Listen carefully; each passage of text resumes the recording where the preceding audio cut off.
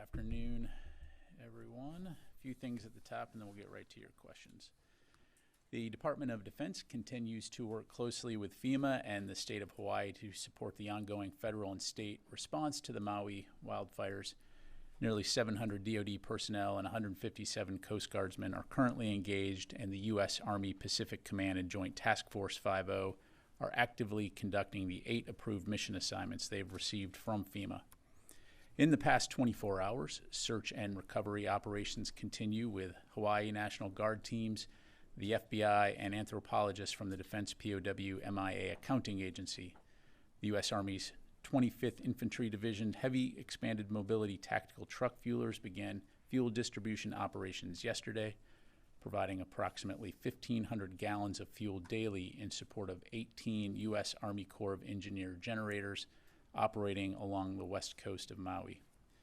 Meanwhile, U.S. Pacific Fleet has deployed a 3-person mobile diving salvage unit, which is scheduled to arrive later today.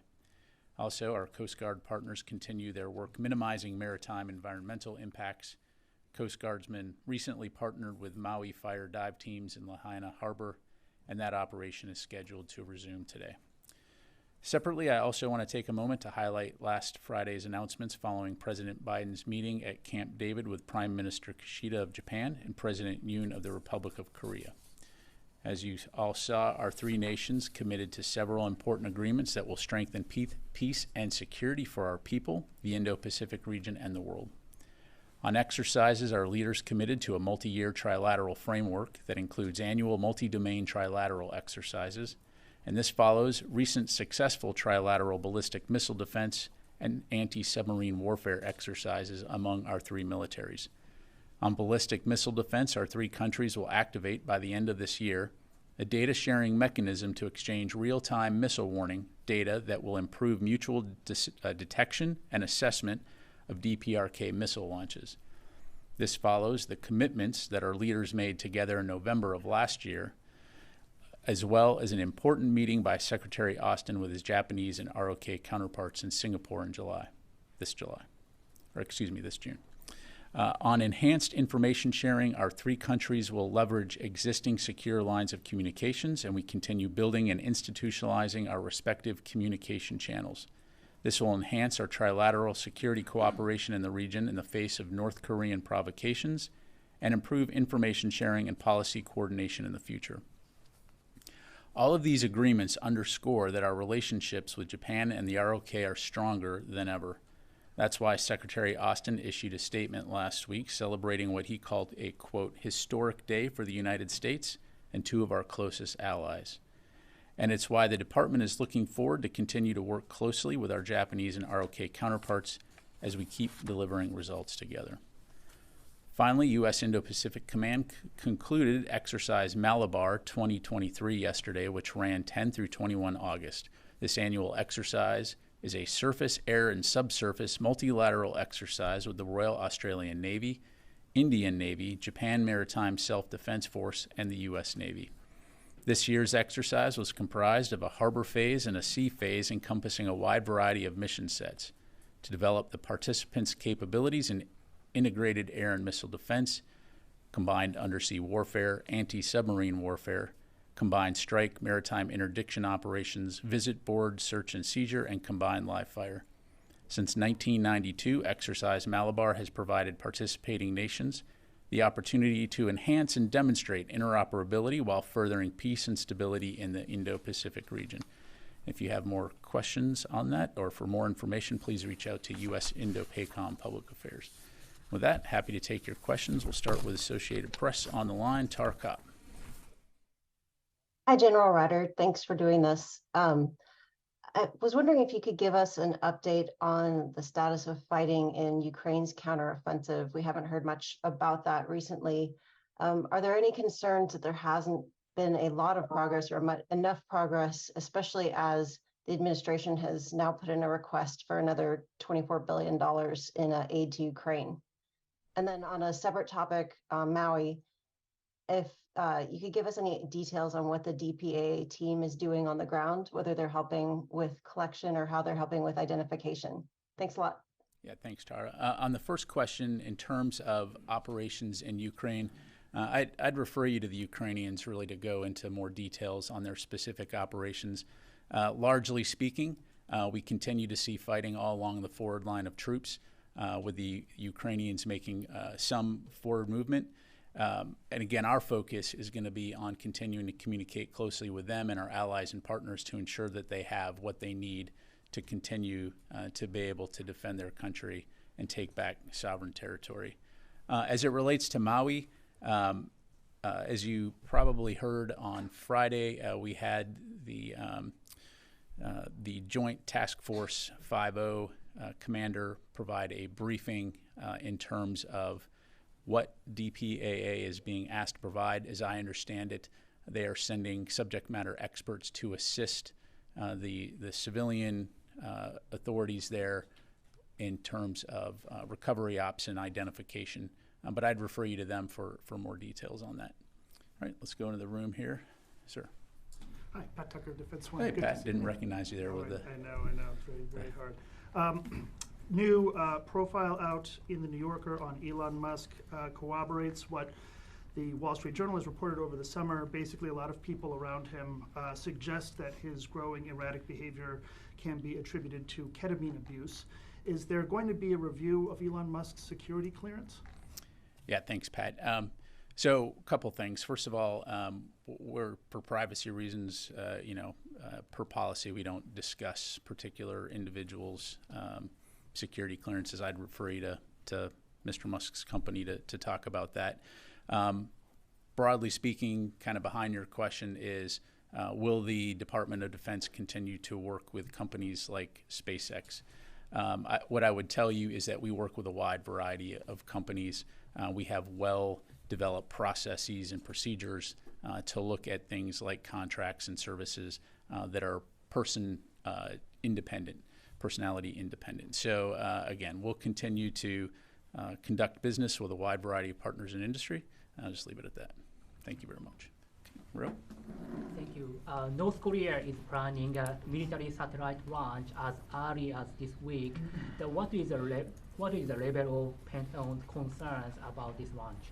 Yeah, thanks, Ro. So certainly seen those reports. I'm not going to get into specifics in terms of intelligence on what we may or may not be tracking. I will say that, as always, we will stand with our Japanese and our ROK allies in the face of North Korea's continued provocations, to include their claimed space program. So we're going to take all necessary measures to ensure that the security of our homeland and the defense of our allies continues, and we will continue working closely with Japan and ROK to promote peace, security, and stability in the region. So are you preparing a strong response to such launch, including the additional assets to the region? Again, I'm not going to get ahead of any particular potential response, other than to say, again, we, as always, will remain in close contact with our Japanese and ROK allies. Thank you very much. Okay?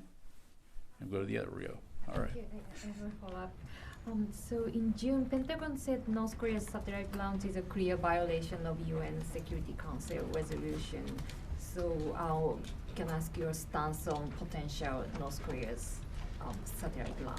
Well, I just answered that question again. I'm not going to get into hypotheticals at this point, other than to say, again, where those reports will continue to remain in close contact and communication with our allies in the region. Thank you very much. Fadi. Thank you, General. I have two questions. I mean, previously when Ukrainians were able to push Russians away from Kyiv, the Pentagon was very keen on sharing information and perspective from this building on how successful the defense of Kyiv was. Now you always refer us to the Ukrainians. However, the U.S., American taxpayers putting big money to help Ukrainians in this fight. What is your assessment of the counteroffensive so far? Have you seen any breakthrough?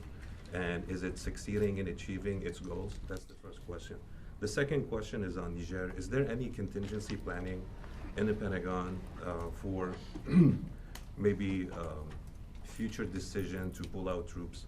And is there any talks with partners on the continent in Africa to find other alternatives in the counter-terrorism operation? Yeah, thanks, Fadi.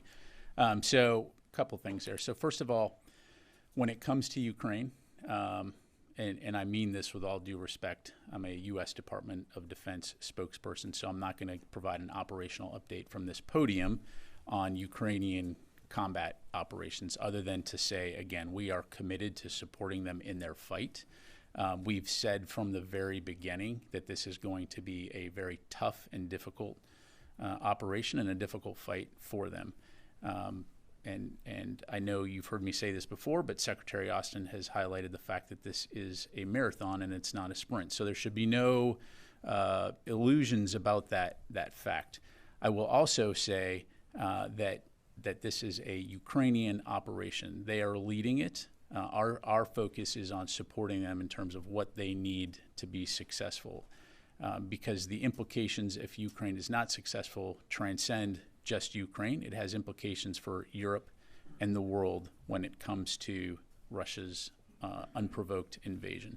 The last thing I'll say on this, and I think it's very important to understand, and I know that you know this, having watched and observed and reported on combat operations around the world, is that combat by its very nature is very dynamic, it's very fluid, and it's unpredictable. And any student of history would know that the battle's not over until it's over. And so our focus is going to continue to be, as I've said, on helping them have the training and the equipment and the resources they need to be able to be victorious on the battlefield, to defend their country and take back sovereign territory. So I'm not going to get into providing scores in the middle of their fight. Again, that would be inappropriate. What we're going to do is we're going to keep supporting them for as long as it takes. On Niger, look, we are a planning organization. I'm not going to get into specifics of any potential, actual, or speculate on any future plan. I say that's what we do. We are an organization that plans and prepares for a wide variety of contingencies. As of right now, the number of U.S. forces that we have in Niger remain the same. There's been no change in our force posture. Broadly speaking, the U.S. government remains focused on diplomacy, and that will continue to be our focus. And if we have any updates to provide on the DoD front, we'll certainly do that. Thank you very much. Let me go to Oren, and then I'll go to the phone.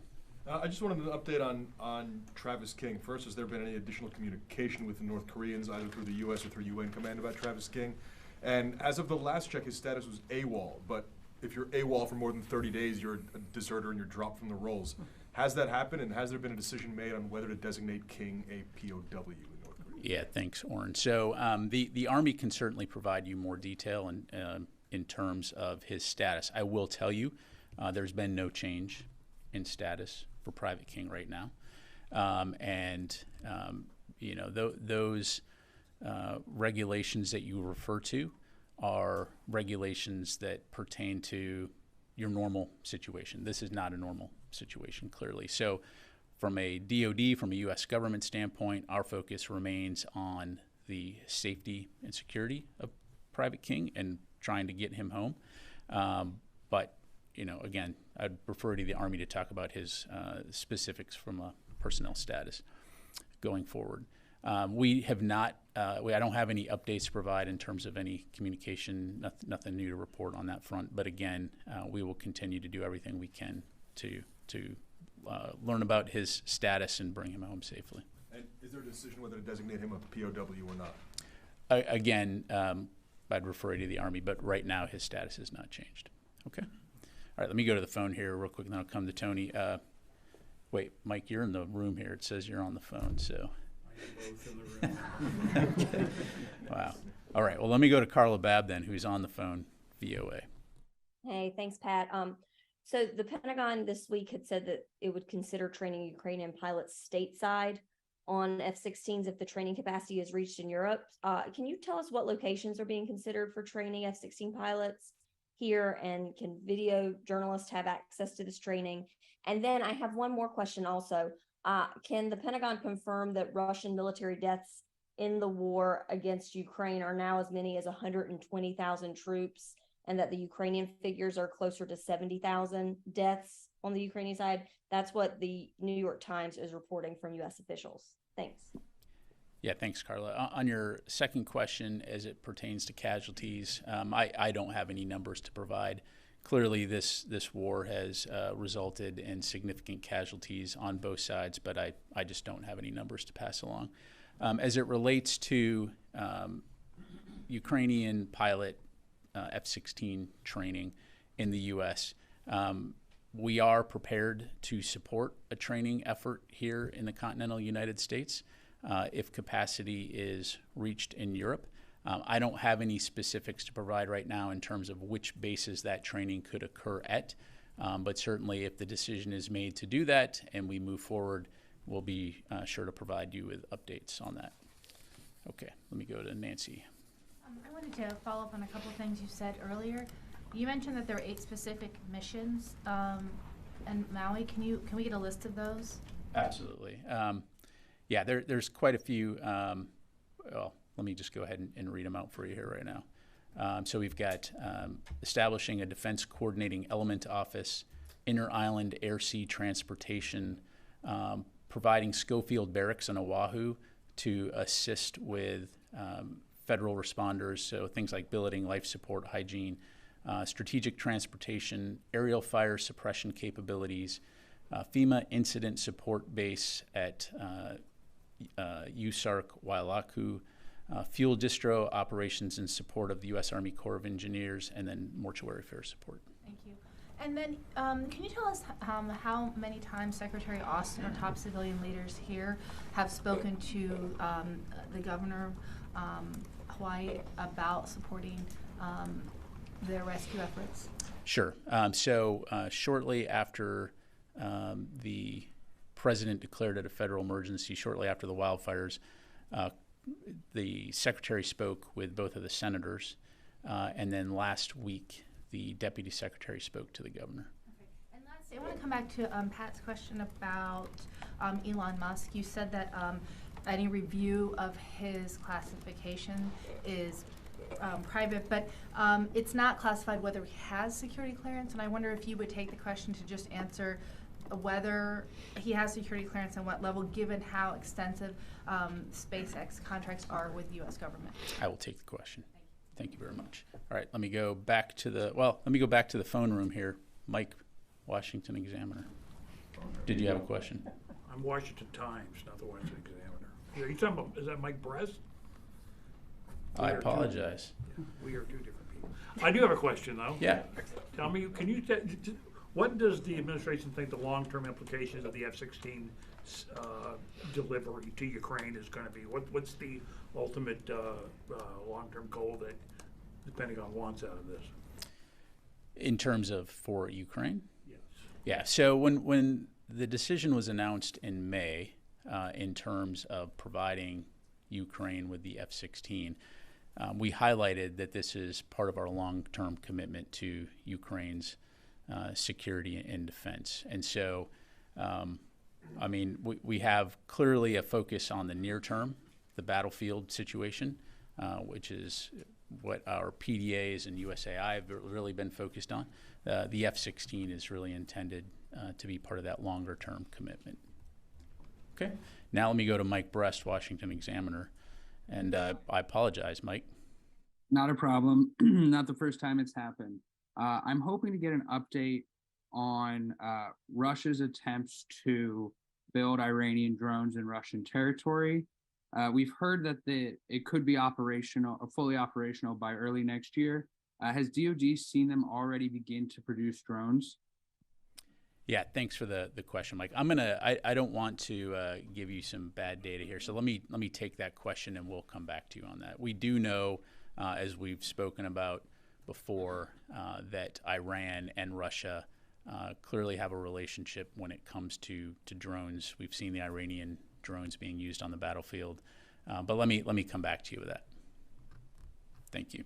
Okay, Janie, and then we'll go. Thank you. Excuse me. North Korea. Regarding the North Korean leader Kim Jong-un's reaction to the Camp David trilateral summit talks, North Korea Kim Jong-un mentions their preemptive use of nuclear weapons, saying that the specific discussions for provoking nuclear war had taken place at the Camp David Trilateral Summit. What do you think about the North Korea's preemptive use of nuclear weapons? Well, again, our focus is on security and stability in the Indo-Pacific region, ensuring that we can work together for our mutual defense. And so any exercises, any summits are predicated towards those efforts. The provocative language coming out of North Korea is, of course, dangerous. And as you've heard, this building and others, to include the White House, say we certainly would be willing to engage in dialogue with North Korea with no preconditions. And so we'll continue to maintain that stance. But to this point, they have not agreed to do that. But North Korea warned that it would take a physical response if a U.S.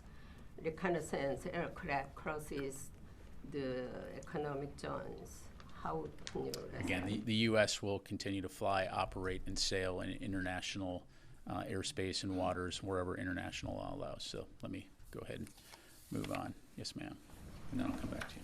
So, another North Korea question here. North Korea has threatened they are going to launch an ICBM this week, but during last week's trilateral, they state there is a hotline that is going to be set up.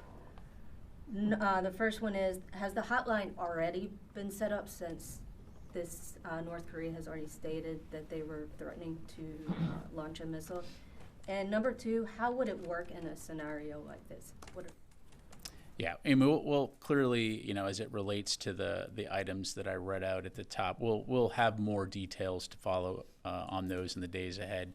How does it work right now? We have multiple means of communication with the Republic of Korea and Japan and our other allies in the region. And so maintaining those, and many of those are long-standing. But as you heard me say, the intent here is to ensure that we can increase and expedite any communication in the event that there is a potential crisis situation. Most notably from a trilateral standpoint, which I think is significant. So again, we'll have more details in the days ahead. Thank you very much. Yes, sir.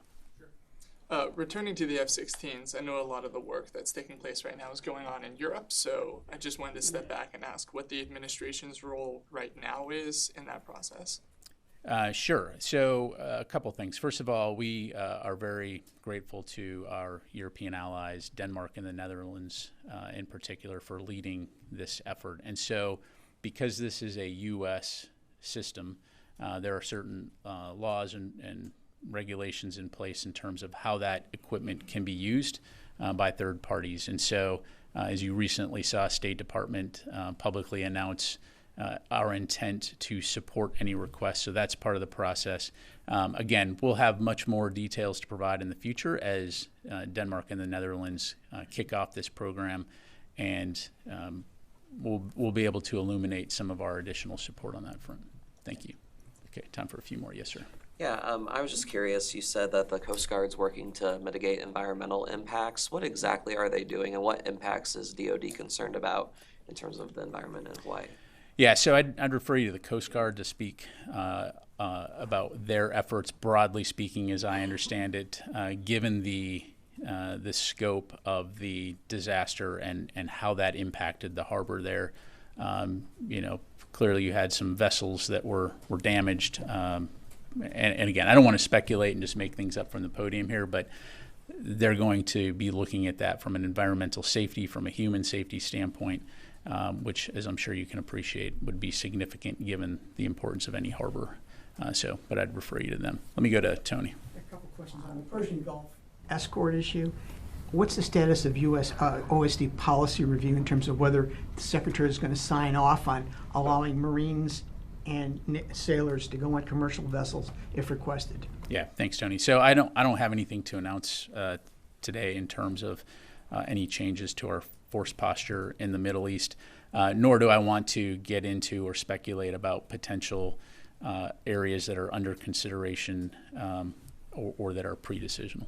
Could you commit to announce if, in fact, the Secretary signs off on such a policy to announce that publicly? I think if there's anything significant from a force posture standpoint, within the bounds of operations security, we will certainly look to keep the public informed. On the New Yorker article, I don't want to hype it up too much here, but buried in there is a discussion Colin Kahl had with Musk about the need to get SpaceX on contract to provide Starlink for Ukraine, so they just couldn't pull out, summarily. The contract was announced in June. You guys have not announced any details of even the cost of it, the award of it. Can you give some kind of detail in terms of, bound the dollars at least involved? Yeah, thanks, Tony. I do appreciate the question. And in this particular case, for operations security reasons, we're just really not able to go into details about this particular contract. As you know, satellite communication is an important aspect of the fight that's occurring in Ukraine right now. And we are working with Starlink and others, of course, on that front, but I just am not going to be able to provide I got to ask details. you, there's one quote here in this article by Ronan Farrow that, if it's true, it's somewhat outrageous, and I need you to react to this. He said, one Pentagon spokesman said that he was keeping Musk apprised of my inquiries about his role in Ukraine and would grant an interview with an official about the matter only with Musk's permission. Yeah, well, staff about who might have said that? yeah, as a DoD spokesperson, I think that's ludicrous. The anonymous spokesperson is not speaking on behalf of the Department of Defense. That's not the way we do business. We make our own determinations in terms of the release of information to the public, and so that is patently false. You think this statement is false, and this is not true? That is not the policy of the Department of Defense. You all work with us here on a daily basis and know that's not the way we operate. And an individual that you're referencing is not going to make a determination on whether we do or do not answer questions. All right. Does that answer it? Well, I mean, he says it. This guy is an award-winning journalist, and the New Yorker I fact can't checks. speak to his sources. I'm just. I'm telling you that. Yeah. And the New Yorker fact checks the living daylights out of their reporters. That's good for them. So when I saw this, this is fairly outrageous if it's true. And I'm asking did you canvass your guys, your people, saying, did anybody say this to him? I did not canvass my guys, but I can tell you as the Pentagon spokesperson that is not our policy, and that person is not speaking on behalf of the Department of Defense. There's a lot of people in the DoD. I don't know who it is. I don't know if it's real. I'm not going to question this particular reporter, but I will tell you right here from this podium that is not our policy, and that person's not speaking for the DoD, whoever that is. Fair enough. Okay? And you had you on the point about U.S. troops going on civilian ships in the Persian Gulf, you said if there's significant movement on that, it strikes me that any U.S. personnel on a civilian ship would be significant, so I just wanted to make the plea for any release if that happens, however small the number of actual troops. Appreciate that. Thank you. All right. Do one more here. Heather from USNI. I also wanted to ask about the Marines out there. Can you tell us, if they're not going on the ships right now, is their presence alone being any kind of deterrent? Do you have any information about what is going on with those Marines, or anything that you can say to update on the force posture right now? Yeah, thanks, Heather. So, we recently announced the arrival of the Amphibious Readiness Group and the Marine Expeditionary Unit, which you're tracking. But for any further details in terms of the individual dispositions of those units, I'd refer you to NAVCENT. They should be able to give you an update. Okay, thanks very much, everybody. Appreciate it.